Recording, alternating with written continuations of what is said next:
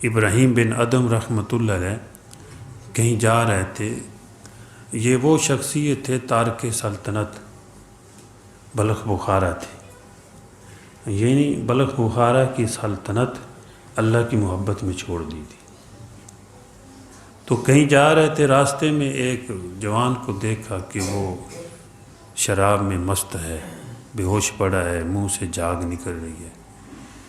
اور اس حقائق کو حضرت ملا علی قاری رحمۃ اللہ علیہ نے مرکات میں ذکر کیا ہے، جن کی قبر مبارک جنت المعلیٰ میں ہے، مکہ معظمہ میں. تو فرماتے ہیں کہ جب اس جوان کو دیکھا کہ بے ہوش ہے اور منہ سے پانی نکل رہا ہے، تو حضرت آگے بڑھے، پانی لے کر اس کے منہ کو دھویا، چھینٹے مارے، صاف کر کے چلے گئے. تو اس کو کچھ ہوش آ گیا. جب اٹھا تو لوگ آس پاس کھڑے تھے. تو انہوں نے کہا کہ بھائی تو اس حالت میں تھا، ایک وقت کے بہت بڑے ولی اللہ کے نیک بندے، انہوں نے تیرا منہ دھویا ہے. وہ بڑا شرمندہ ہوا کہ میں نے یہ گناہ کیا ہوا تھا اور پھر انہوں نے میرا منہ دھو دیا ہے. تو وہ ان کے پاس گئے، پیچھے گئے. حضرت میں آپ کے ہاتھ پہ بیعت کرتا ہوں، توبہ کرتا ہوں، آج کے بعد شراب نہیں پیوں گا. تو اللہ پاک نے اس لڑکے کی توبہ کے بعد جو اس کو مقام ملا تھا، تو حضرت کے سامنے منکشف فرما دیا کہ بہت بڑا مقام اس کو حاصل ہوا ہے توبہ کے بعد. تو حضرت ابراہیم بن ادم رحمۃ اللہ علیہ روئے اللہ کے سامنے، یا اللہ میں بھی تیرے لیے سلطنت چھوڑی تھی اور اس نے توبہ کی ہے، اتنا بڑا مقام عطا فرما دیا ہے، اے اللہ مجھے بھی عطا فرما دے. کیونکہ اللہ کے نیک بندے نیکیوں کے حریص ہوتے ہیں. جیسا مال کا حریص اس کا پیٹ نہیں بھرتا، سونے کی وادیاں نہیں بھر سکتی، ایسے جو اللہ کے نیک بندے ہوتے ہیں وہ نیکیوں کے حریص ہوتے ہیں. چاہے وہ مال کے ذریعے نیکی کرے، چاہے وہ بدن کے ذریعے نیکی کرے، چاہے وہ زبان کے ذریعے نیکی کرے. تو بھارا اللہ کے سامنے روئے، رات کو سوئے تو اللہ جل جلالہ کی زیارت نصیب ہوئی.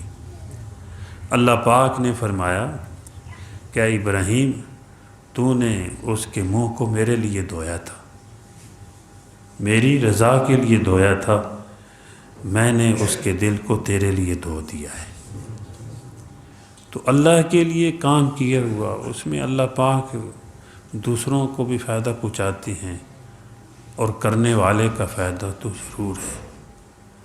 تو آپ صلی اللہ علیہ وسلم بھی اخلاق والے اور آپ کے نام لیوا وہ بھی اخلاق والے.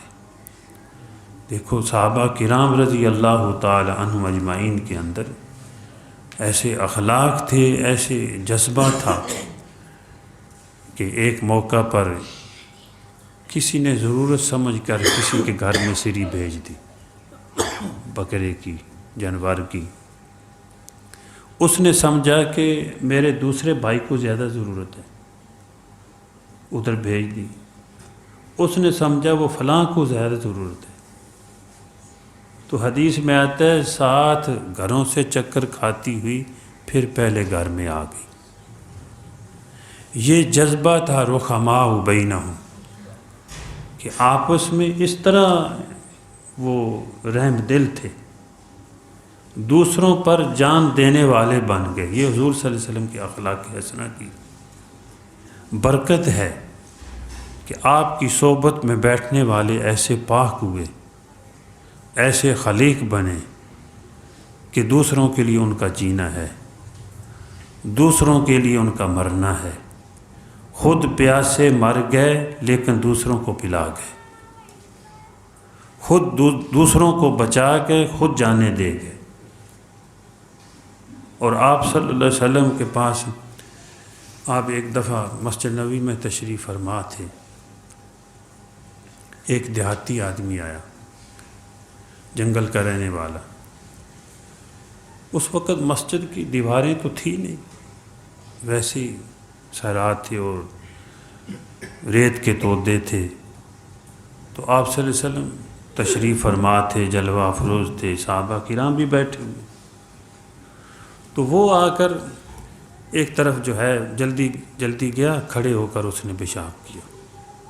تو صحابہ کرام نے آوازیں دی، حدیث میں آتے ہیں آوازیں دی، جیسے کہا جاتا بھی کیا کر رہے ہے؟ تو آپ صلی اللہ علیہ وسلم نے فرمایا اس کے پیشاب کو نہ روکو، اس کے پیشاب کو نہ روکو۔ ایک کافر نے یہ حدیث پڑھی، کہنے لگے، وہ خود کہنے لگا کہ ان کا نبی کتنا خلیق ہے، کتنے بصیرت والے ہیں کہ پیشاب روکنے سے ایک تو روکنے والے کو تکلیف بھی ہوگی، دوسرا یہ ہے کہ اگر اس کو پکڑ کے آگے پیچھے کریں گے تو اور جگہ بھی آلودہ ہوگی۔ تو کہنے لگے ان کے نبی کتنے بصیرت والے ہیں۔